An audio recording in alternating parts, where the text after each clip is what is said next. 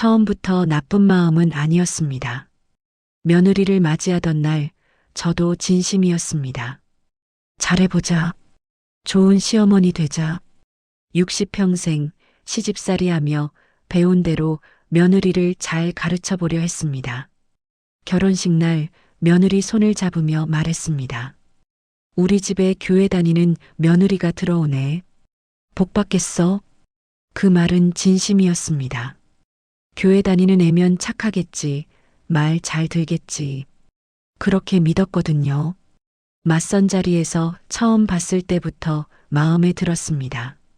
조용하고 얌전하고 웃는 게 순해 보였습니다.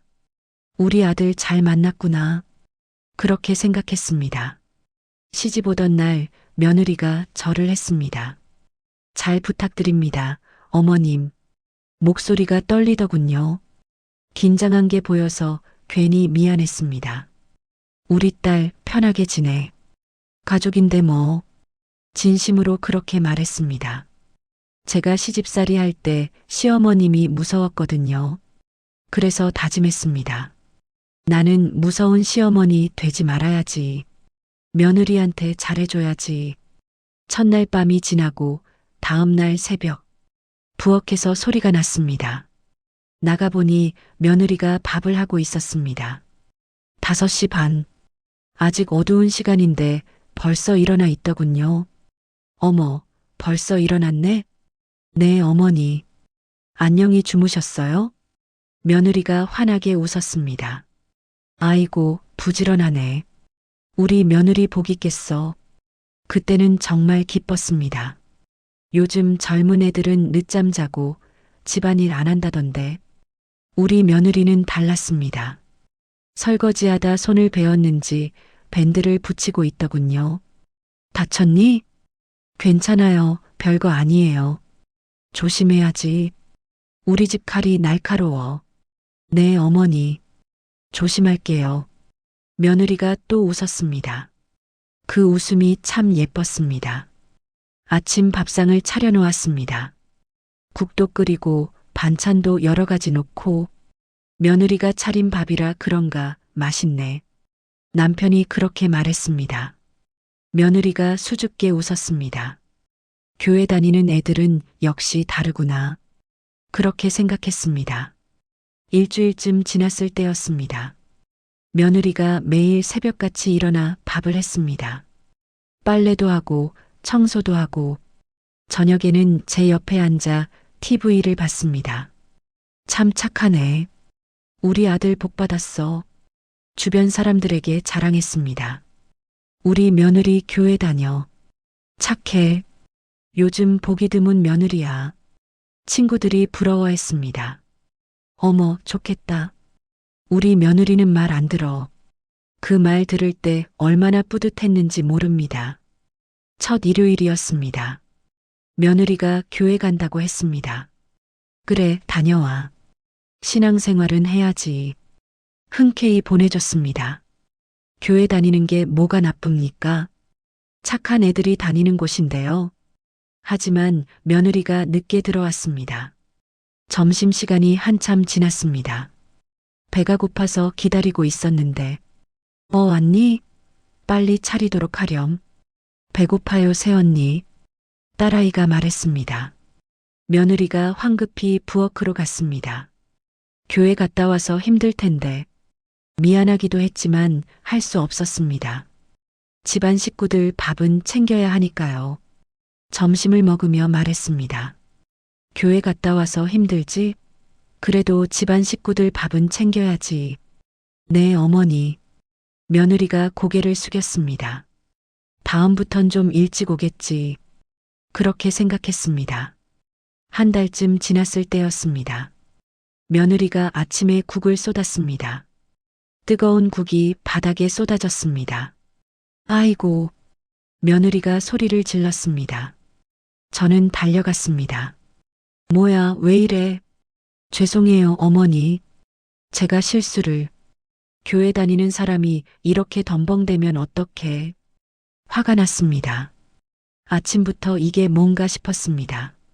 며느리 손에 국물이 튀었는지 빨갛게 부어올랐습니다. 하지만 그걸 보지 못했습니다. 쏟아진 국만 보였으니까요. 빨리 닦도록 해. 걸레를 던지듯 건넸습니다. 며느리가 무릎을 꿇고 바닥을 닦았습니다. 손이 떨리고 있었습니다. 에휴, 조심성이 없어. 방으로 들어왔습니다. 가슴이 답답했습니다. 내가 너무했나? 하지만 조심해야지. 그날 오후 며느리가 손에 연고를 바르고 있었습니다. 대인 자국이 컸습니다. 아, 많이 다쳤구나. 말을 걸고 싶었습니다. 하지만 하지 못했습니다. 아침에 혼낸 게 생각나서요. 나중에 괜찮냐고 물어볼까? 하지만 그 나중은 오지 않았습니다. 아침 식사 시간 조용했습니다. 며느리는 밥을 거의 먹지 않았습니다. 내가 너무 혼냈나? 조금 미안했습니다. 하지만 말하지 않았습니다. 어른이 먼저 사과하면 안 된다고 배웠거든요. 그날 밤 며느리 방에서 소리가 들렸습니다. 우는 것 같았습니다. 왜 우는 거야? 국 쏟은 게 그렇게 서러워? 나도 시집살이 할 때 그것보다 더한 일도 많았는데 이해가 안 됐습니다. 조금만 혼내도 울고 조금만 가르쳐줘도 서러워하고 참을성이 없다고 생각했습니다. 그날 잠이 오지 않았습니다. 며느리 우는 소리가 귀에 맴돌았습니다. 내일 괜찮냐고 물어볼까? 그렇게 생각하며 잠들었습니다. 결혼한 지 석 달쯤 지났을 때였습니다. 아침 식사 자리에서 말했습니다. 아가, 요새 밥이 좀 짜네. 죄송해요, 어머니. 제가 조절을 잘 못했어요. 우리 집은 원래 싱겁게 먹어. 잘 모르면 물어보든가. 네, 어머니. 가르쳐 주는 거였습니다. 우리 집 방식을요. 며느리가 모를 수 있으니까. 그런데 다음 날은 너무 싱거웠습니다. 오늘은 또 싱거워. 간 좀 봐가면서 해. 네, 어머니. 며느리가 또 고개를 숙였습니다. 왜 이렇게 간 조절을 못하나? 내가 가르쳐 줘야겠네. 매일 아침 간을 지적했습니다. 가르쳐 주는 거였습니다. 나쁜 마음이 아니었습니다. 우리 며느리 잘 가르쳐야지. 그런 마음이었습니다. 어느 날 며느리가 새벽같이 일어나서 국을 3번 끓이는 걸 봤습니다. 한 번 끓이고 간을 보고 다시 끓이고 또 간을 보고 뭐 하는 거야? 가만히 보니 간을 맞추려고 애쓰고 있었습니다. 가슴이 찡했습니다. 저렇게까지 해야 하나? 하지만 말하지 않았습니다. 부엌에서 나왔습니다. 그날 아침 국간이 딱 맞았습니다. 오, 오늘은 괜찮네. 그렇게 말했습니다. 며느리가 환하게 웃었습니다. 감사합니다, 어머니. 그 웃음을 보니 조금 미안했습니다. 칭찬을 좀 더 해줄 걸. 하지만 그 생각뿐이었습니다. 실제로 칭찬은 하지 않았습니다. 친구 미숙이한테서 전화가 왔습니다. 요새 며느리 어떠니? 글쎄, 아직 좀 서툴러. 가르쳐야 할 게 많아. 그래, 천천히 가르쳐. 다들 그렇게 배워. 응, 알아. 근데 요즘 애들은 참을성이 없어. 하긴, 우리 때와는 다르지. 전화를 끊고 나니 한숨이 나왔습니다. 내가 시집살이 할 땐 안 그랬는데, 시어머니가 뭐라고 하시면 무조건 네 했는데, 요즘 애들은 왜 이렇게 약한지. 한숨이 나왔습니다. 집에서 친척 모임이 있었습니다. 큰 댁, 작은 댁, 딸아이들까지 모였습니다. 며느리는 부엌에서 음식을 날랐습니다. 큰형님이 물으셨습니다. 새아가 교회 다닌다며? 네, 큰어머니. 그래, 그럼 착하겠네. 요즘 젊은 애들은 버릇없는데. 저도 거들었습니다. 착하긴 한데 아직 좀 서툴러요. 집안일도 좀 배워야 하고요. 아직 많이 미흡하네요. 그래도 교회 다니면 말은 잘 들을 거 아냐? 글쎄요. 요즘 애들은 말 안 들어요. 며느리가 거기 서 있었습니다. 밥그릇을 들고요. 손이 미세하게 떨리고 있었습니다. 내가 하는 얘기를 들었으면 좋겠네. 조금 더 노력해야 한다는 걸 그렇게 생각했습니다. 하지만 며느리 표정은 보지 못했습니다. 친척들과 이야기하느라요. 식사가 끝나고 딸아이가 말했습니다. 엄마, 새언니 앞에서 그렇게 말하면 어떡해요? 왜? 사실인데. 가르쳐줘야지. 그래도 새언니 기분 나빴을 것 같은데요. 넌 왜 새언니 편만 들어? 딸아이가 한숨을 쉬며 나갔습니다. 내가 뭘 잘못했나? 가르쳐주는 건데. 며느리가 설거지를 하고 있었습니다. 부엌 문틈으로 보였습니다. 손이 떨리고 있었습니다. 물이 뜨거운지 차가운지도 모르는 듯 했습니다. 왜 저러지? 혼낸 것도 아닌데. 이해가 안 됐습니다. 하지만 가슴 한편이 불편했습니다. 내가 너무한 건가? 그 생각을 떨쳐냈습니다. 일요일이었습니다. 며느리가 교회 간다고 했습니다. 그럼 점심은 어떡하고? 제가 미리 준비해 놓을게요. 에휴, 그럴 거면 교회를 왜 가? 집안일이 우선이지. 그 말을 하고 나서 며느리 얼굴을 봤습니다. 환해 있던 얼굴이 순식간에 어두워졌습니다. 뭔가 잘못 말한 것 같았습니다. 하지만 이미 늦었습니다. 어머니, 그래도 예배는. 알았어, 알았어. 가려면 가. 근데 너무 늦게 들어오지는 마. 네, 어머니. 며느리가 나갔습니다. 뒷모습이 축 처져 있었습니다. 신앙생활도 좋지만 집안일이 먼저지. 스스로를 정당화했습니다. 하지만 마음이 편치 않았습니다. 점심때가 되었습니다. 며느리가 준비해 놓은 음식을 데웠습니다. 식사를 하는데 남편이 말했습니다. 여보, 며느리한테 좀 잘해줘. 뭐? 나 잘해주고 있어. 요새 며느리 얼굴이 안 좋던데. 그건 내 탓이야? 집안일이 힘들면 힘든 거지. 그래도 당신은 며느리 편만 들어. 나도 사람이야. 남편이 더 이상 말하지 않았습니다. 내가 뭘 잘못했다고. 가르쳐 주는 건데.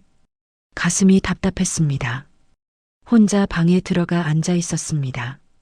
내가 무서운 시어머니 되지 말자고 했는데 지금 내 모습이 거울을 봤습니다. 낯선 얼굴이었습니다.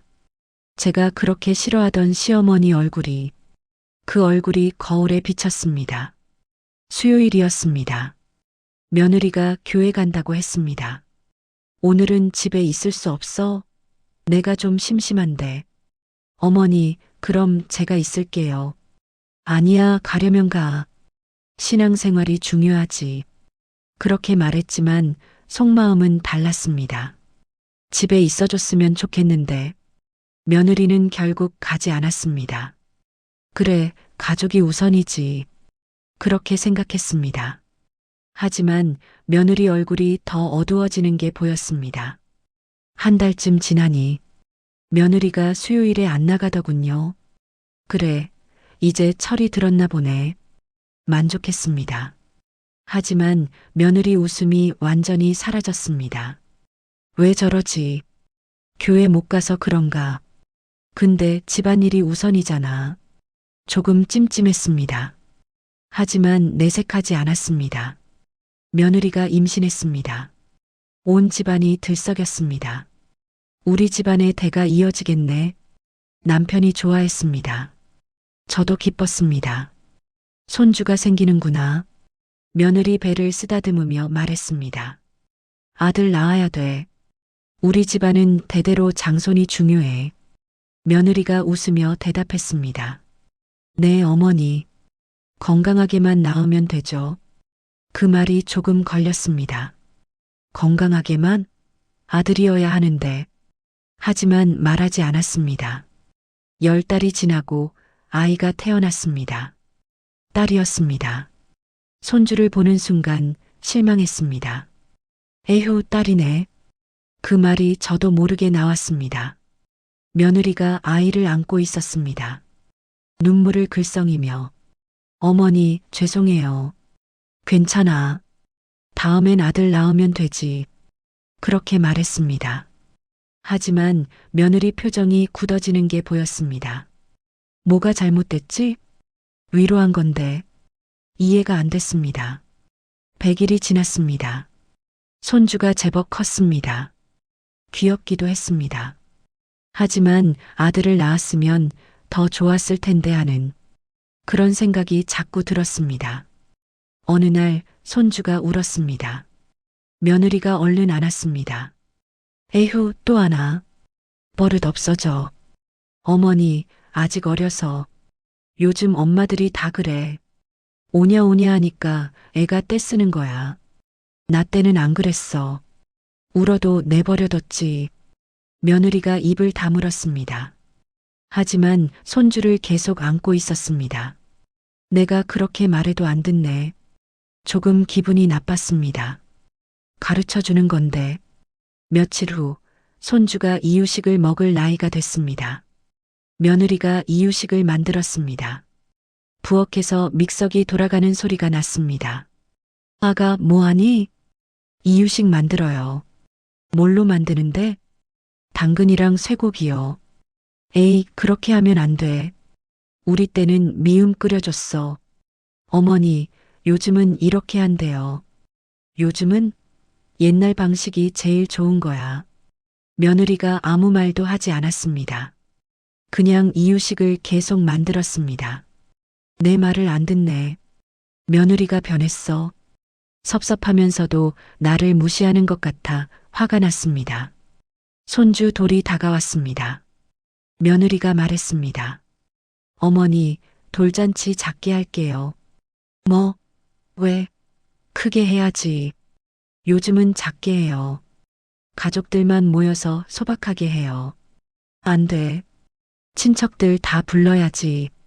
어머니, 저희가 결정할게요. 며느리가 단호하게 말했습니다. 처음 보는 태도였습니다. 뭐야, 지금 나한테 대들어? 대드는 게 아니라 저희 아이니까요. 그 말에 가슴이 철렁했습니다. 저희 아이, 내 손주이기도 한데 말하고 싶었지만 하지 못했습니다. 며느리 눈빛이 예전과 달랐습니다. 단호했습니다. 결국 돌잔치는 작게 했습니다. 가족들만 모였습니다. 섭섭했습니다. 내 손주 돌인데 친척들한테 자랑도 못하고 그날 밤 남편에게 말했습니다. 여보, 며느리가 변했어. 뭐가? 예전엔 내 말 잘 들었는데 요즘은 제 고집대로만 해. 이제 아이 엄마잖아. 당연하지. 그래도 당신도 아들 키울 때 당신 방식대로 키웠잖아. 할 말이 없었습니다.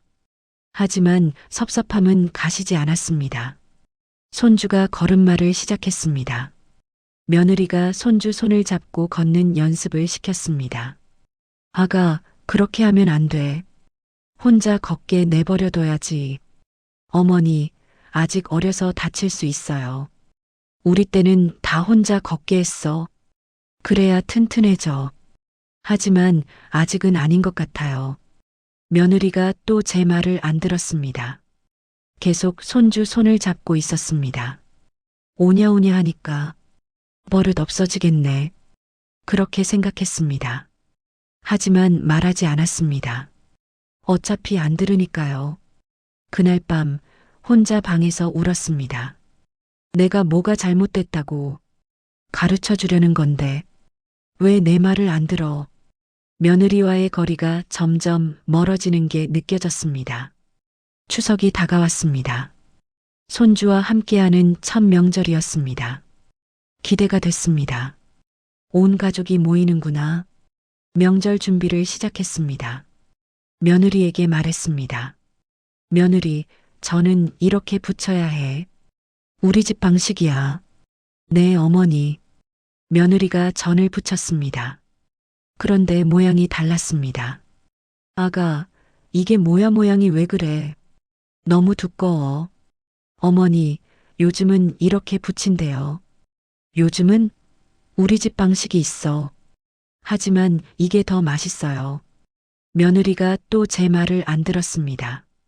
자기 방식대로 붙이고 있었습니다. 변했어. 정말 변했어. 화가 났습니다. 아가, 내가 가르쳐 주는데 왜 안 듣니? 어머니, 저도 제 방식이 있어요. 내 방식? 시집 와서는 시댁 방식을 따라야지. 나를 무시하는 거니? 목소리가 커졌습니다. 며느리가 숟가락을 내려놓았습니다. 어머니, 저도 30년 넘게 살아온 방식이 있어요. 뭐, 지금 나한테 대들어? 대드는 게 아니라 존중해 주셨으면 좋겠어요. 존중? 그 말에 가슴이 뜨끔했습니다. 내가 존중을 안 한 건가? 하지만 인정하고 싶지 않았습니다. 에휴, 요즘 며느리들은 다 이러니 내 며느리는 안 그럴 줄 알았는데. 부엌을 나왔습니다. 방에 들어가 앉아 있었습니다. 가슴이 답답했습니다. 내가 뭘 잘못했다고. 우리 집 방식을 가르쳐 주는 건데. 며느리가 계속 전을 부치는 소리가 들렸습니다. 제 말은 끝까지 무시한 채 자기 방식대로요. 명절 당일 차례상을 차렸습니다. 며느리가 차린 상이었습니다. 제 방식과 달랐습니다. 전도 두껍고 나물 순서도 다르고. 에휴, 한숨이 나왔습니다. 차례를 지내고 식사를 하는데 딸아이가 말했습니다. 어머, 전 맛있다. 새언니, 어떻게 이렇게 부쳤어요? 응, 인터넷에서 배웠어. 며느리가 웃었습니다. 남편도 맛있네 했습니다. 저만 먹지 않았습니다. 우리 집 방식이 아닌데. 맛없어. 실제로는 맛있었습니다. 하지만 인정하고 싶지 않았습니다. 식사가 끝나고 며느리와 함께 설거지를 했습니다. 말없이 조용히 서로 설거지에만 집중했습니다. 불편했습니다. 새아가, 네 어머니, 아까는 내가 너무했지? 작게 물었습니다. 며느리가 놀란 표정을 지었습니다. 아니에요 어머니. 미안해. 어머니. 며느리 눈에 눈물이 맺혔습니다. 저도 눈물이 났습니다. 나도 잘 모르겠어. 어떻게 해야 하는지. 어머니, 괜찮아요. 나 때는 시어머니 말씀 무조건 따라야 했거든. 그게 당연한 줄 알았어. 근데 너한테는 그게 상처였구나. 며느리가 고개를 끄덕였습니다. 어머니도 힘드셨죠? 응. 그날 오래 이야기했습니다. 서로의 어려움을, 서로의 아픔을 조금 이해하게 됐습니다. 완전히는 아니어도 조금은요. 결혼한 지 1년쯤 지났을 때였습니다. 아침 식사 자리에서 말했습니다. 아가, 오늘도 국이 짜네. 네, 어머니. 죄송합니다. 늘 하던 대화였습니다. 그런데 그날은 달랐습니다. 시집 온 지 1년이 넘었는데 아직도 이렇게 간을 못 맞추니. 아침부터 이렇게 짜면 어떡해. 남편도 한마디 했습니다. 딸아이도 거들었습니다. 새언니, 간 조절이 어려워요? 제가 한번 가르쳐 드릴까요? 다들 한마디씩 했습니다. 며느리는 고개만 숙이고 있었습니다. 평소 같으면 네, 어머니. 조심할게요 했을 텐데. 그날은 말이 없었습니다. 그때 제가 말했습니다. 요새 교회만 열심히 다니더니 집안일은 소홀히 하네. 신앙생활만 하면 뭐해. 집안이 우선이지. 우리 때는 며느리가 이러면 쫓겨났어. 그 순간이었습니다. 며느리가 말했습니다. 어머니, 그만 좀 하세요. 작은 목소리였습니다. 하지만 식탁은 조용했습니다. 또렷하게 들렸습니다. 저는 숟가락을 내려놨습니다. 뭐라고? 심장이 빠르게 뛰었습니다. 방금 뭐라고 한 거야? 어머니, 저도 열심히 하고 있습니다. 며느리 목소리가 떨렸습니다. 하지만 눈은 똑바로 저를 보고 있었습니다. 지금 나한테 대드는 거니? 대드는 게 아니라요. 저도 힘들어서요. 그 말을 듣는 순간 뭔가 무너지는 느낌이었습니다. 저는 일어났습니다. 에휴, 이럴 줄 알았어. 교회 다니는 애들이 다 그래. 겉으론 착한 척, 속으론 이렇게 버릇없단 말이지. 방으로 들어갔습니다. 문을 세게 닫았습니다. 가슴이 두근거렸습니다. 손이 떨렸습니다. 방금 뭐라고 한 거야? 나한테 대들어? 교회 다니는 애가? 화가 났습니다. 동시에 충격이었습니다. 하지만 조금 다른 감정도 있었습니다. 저도 힘들다는 며느리의 그 한마디가 가슴속을 후벼 팠습니다. 며느리가 그렇게 말했습니다. 떨리는 목소리로. 하지만 또렷하게. 힘들었구나. 그 생각이 스쳤습니다. 하지만 인정하고 싶지 않았습니다. 내가 뭘 잘못했다고 가르쳐 준 것뿐인데. 침대에 앉았습니다. 눈물이 났습니다.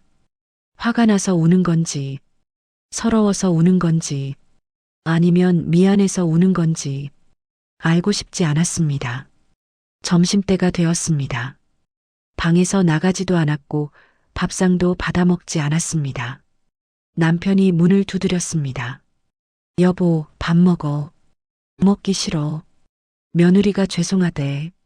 그 말을 듣는 순간 가슴이 더 아팠습니다.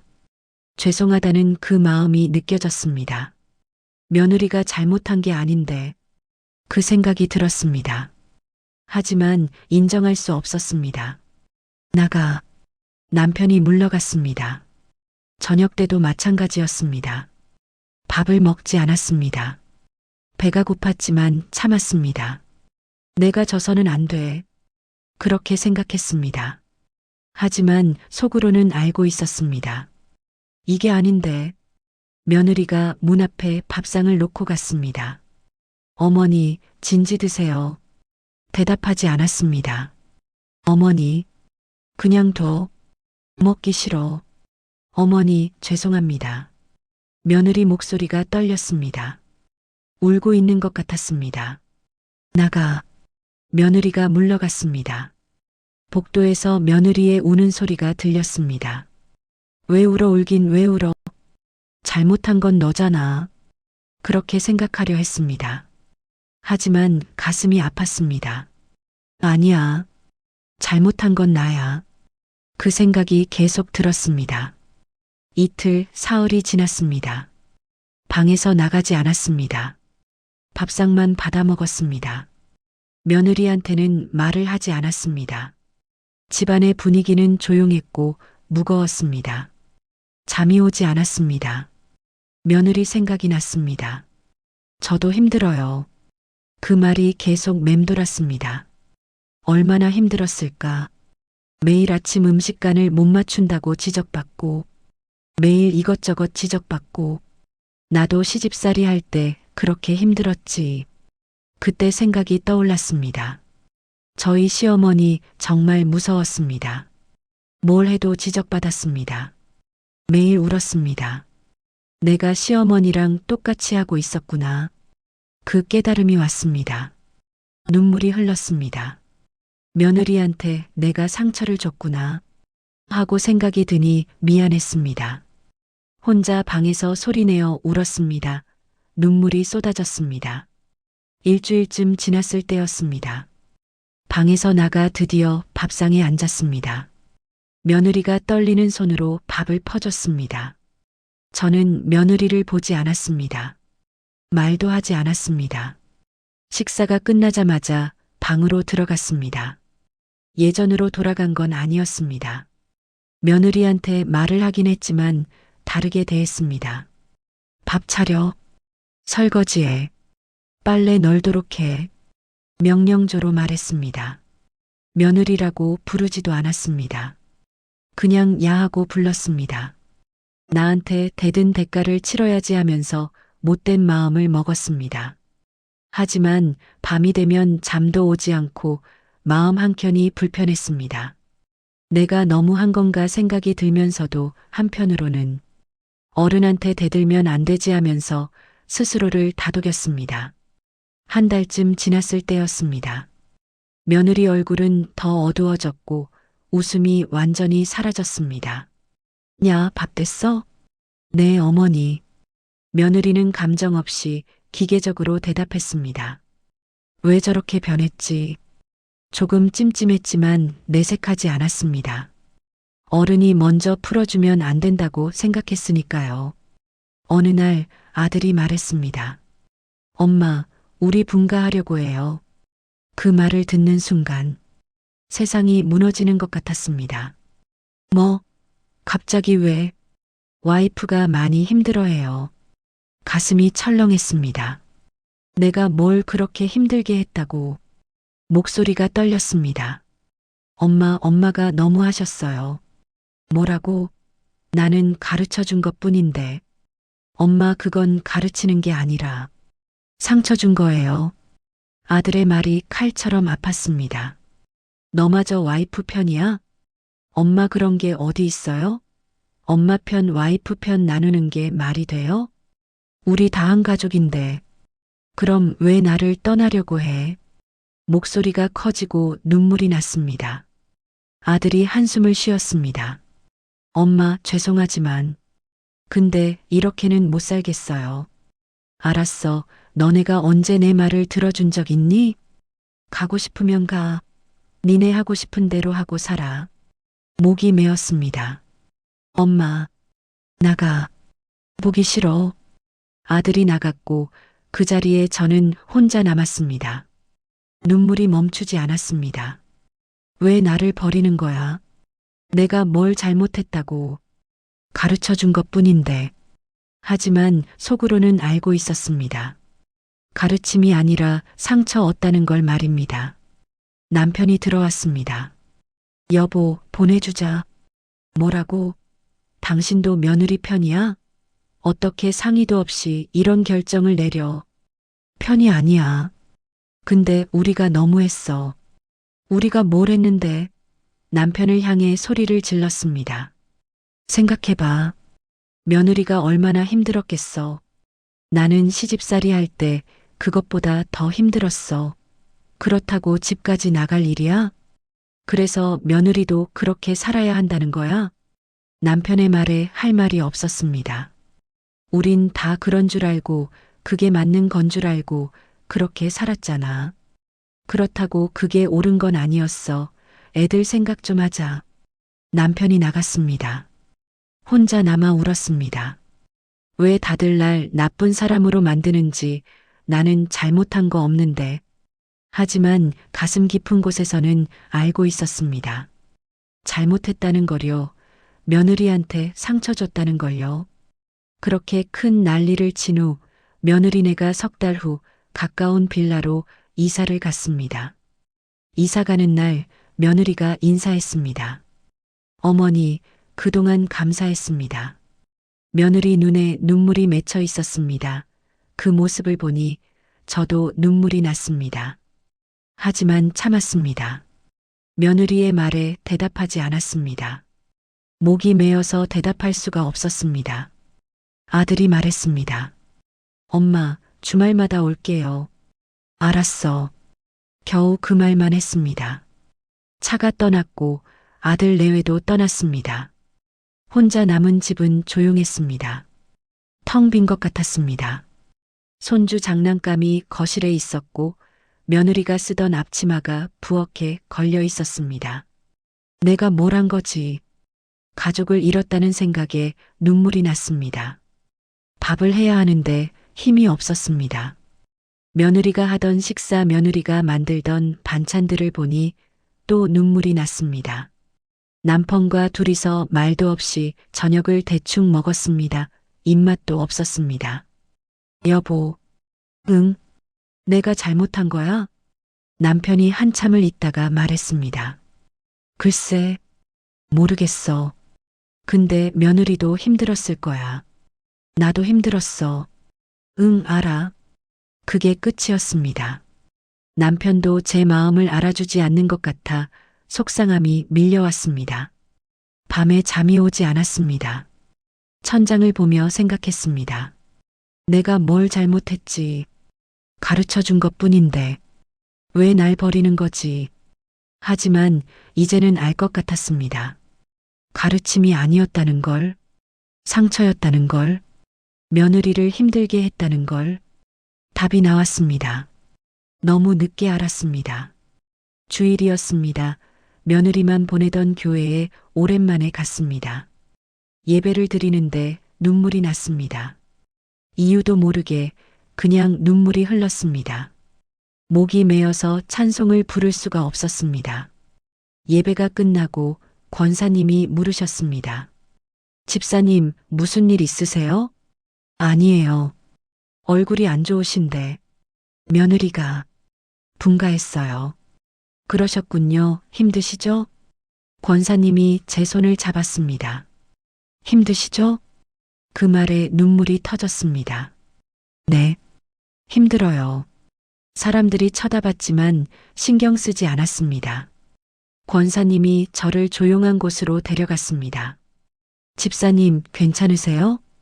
제가 뭘 잘못했는지 모르겠어요. 한참을 울었습니다. 권사님이 제 등을 쓰다듬었습니다. 집사님, 권사님이 한참을 있다가 조심스럽게 물었습니다. 혹시 며느리한테 너무하신 건 아니에요? 그 말이 가슴에 박혔습니다. 네, 요즘 젊은 사람들은 우리 때랑 달라요. 전 가르쳐 준 것뿐인데요. 그게 가르침이 아니라 상처였을 수도 있어요. 집사님도 시집살이 하실 때 힘드셨죠? 네. 며느리도 똑같아요. 하지만 저는 참았는데. 그래서 며느리도 참아야 해요? 권사님의 질문에 할 말이 없었습니다. 집사님, 우리가 힘들었다고 해서 며느리도 힘들어야 하는 건 아니에요. 우리 때는 그게 당연했지만 지금은 달라요. 집사님, 며느리한테 사과하세요. 사과요? 네. 늦지 않았어요. 권사님의 말이 가슴에 와닿았습니다.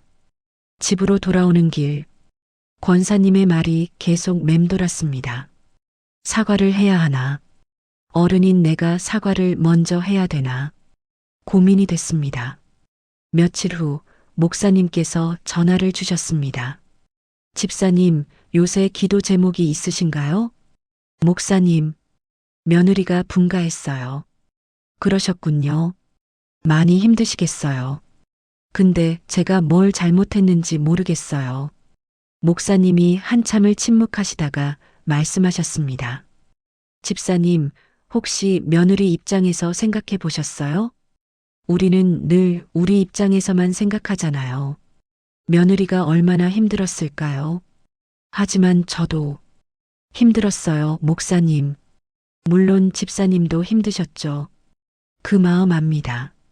하지만 우리가 힘들었다고 해서 며느리도 힘들어야 하는 건 아니에요. 또 권사님과 같은 말이었습니다.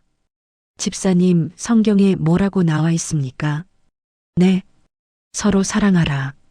서로 용서하라. 그렇죠? 네. 집사님이 먼저 사과하세요. 먼저 손 내미세요. 제가요? 네. 어른이시잖아요. 먼저 할 수 있잖아요. 목사님의 말씀이 가슴을 쳤습니다. 기도해 보세요. 주님께 물어보세요. 네, 목사님. 전화를 끊고 무릎을 꿇었습니다. 주님, 말이 나오지 않았습니다. 한참을 그렇게 있었습니다. 주님, 제가 잘못했습니다. 눈물이 났습니다. 며느리한테 상처를 줬습니다.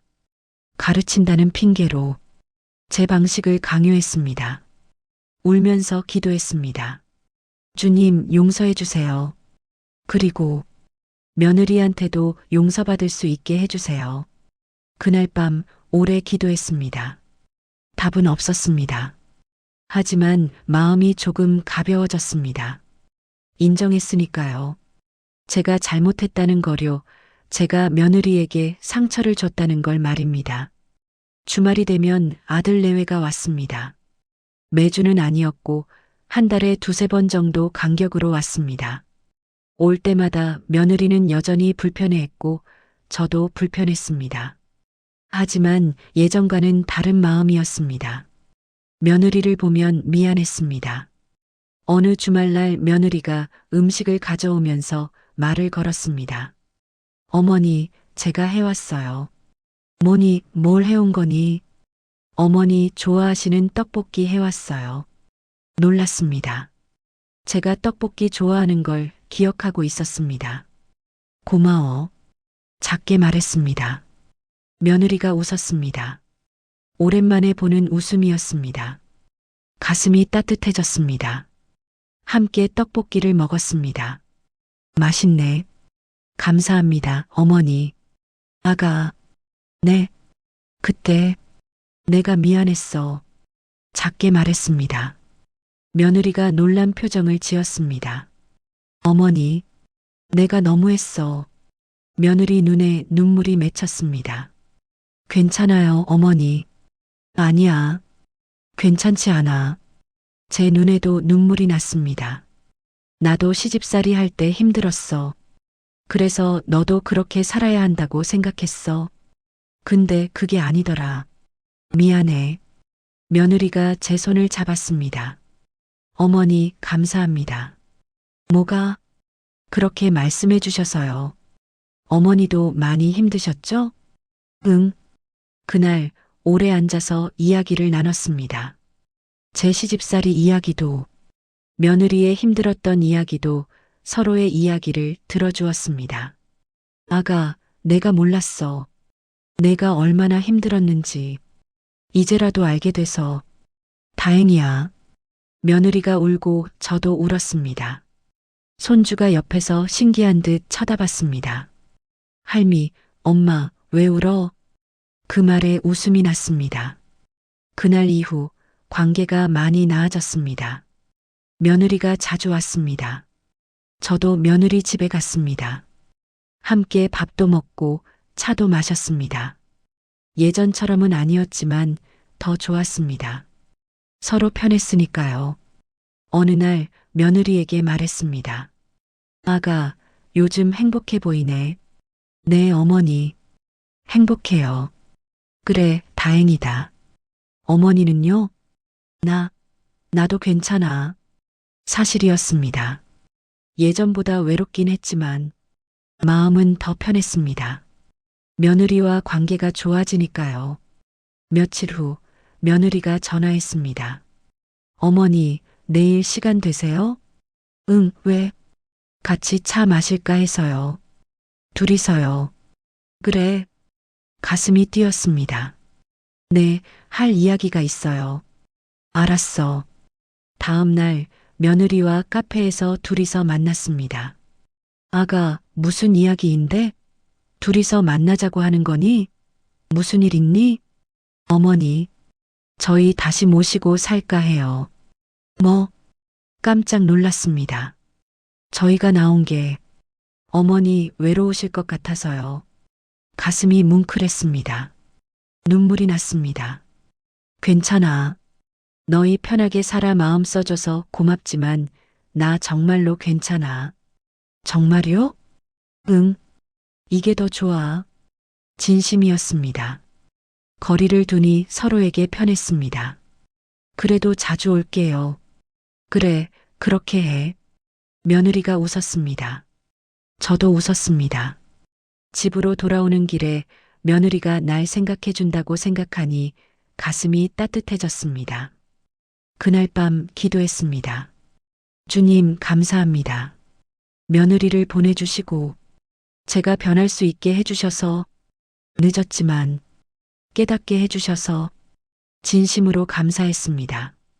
지금도 어디선가 누군가는 며느리 때문에 힘들어 하실 겁니다.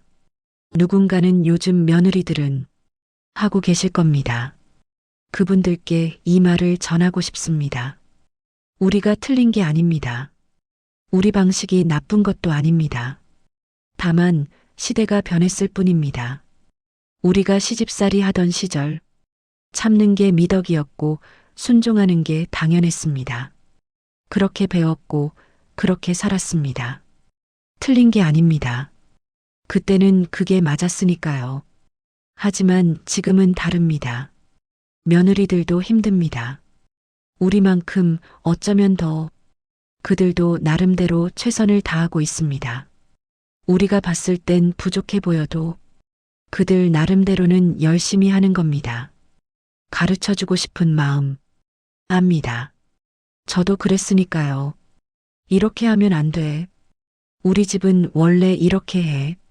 내가 가르쳐 줄게. 그 마음 나쁜 게 아닙니다. 하지만 때로는 그 가르침이 상처가 될 수 있습니다. 며느리 입장에서는 비난처럼 들릴 수 있습니다. 무시당하는 것처럼 느껴질 수 있습니다. 우리 의도는 좋았어도 받아들이는 사람은 다를 수 있다는 걸 말입니다. 어떤 분은 물으실 겁니다. 그럼 어떻게 하라는 거예요? 며느리가 잘못해도 참아야 해요? 우리만 양보해야 해요? 저도 답을 모릅니다. 정답이 뭔지 모릅니다. 다만 제가 배운 건 먼저 이해하려고 노력하라는 겁니다.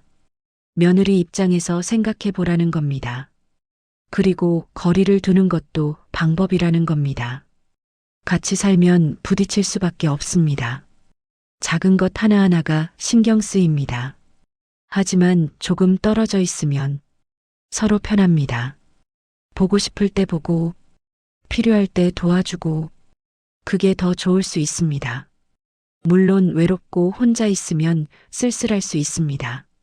하지만 그게 며느리를 괴롭히는 것보다는 낫습니다. 저를 괴롭히는 것보다도 낫습니다. 아들을 잃는 것보다도 낫습니다. 어떤 분은 이렇게 말씀하실 겁니다. 우리 때는 안 그랬는데 요즘 애들은 너무 약해. 맞습니다. 우리 때는 달랐습니다. 하지만 그때가 더 좋았던 건 아닙니다. 우리도 힘들었습니다. 참느라 속 썩었고 울면서 견뎠습니다. 그걸 며느리도 겪어야 할까요? 우리가 힘들었으니까 며느리도 힘들어야 할까요? 저는 이제 그렇게 생각하지 않습니다. 변하는 게 쉽지는 않았습니다. 60평생 살아온 방식인데 하루아침에 어떻게 바뀌겠습니까? 하지만 조금씩 노력했습니다. 지적하고 싶을 때는 한번 참고 가르쳐주고 싶을 때는 물어봤습니다. 이렇게 해도 될까? 명령하는 대신 부탁했습니다. 이것 좀 해줄래? 라는 부탁하는 말이 처음에는 어색했고 입에 붙지 않았습니다.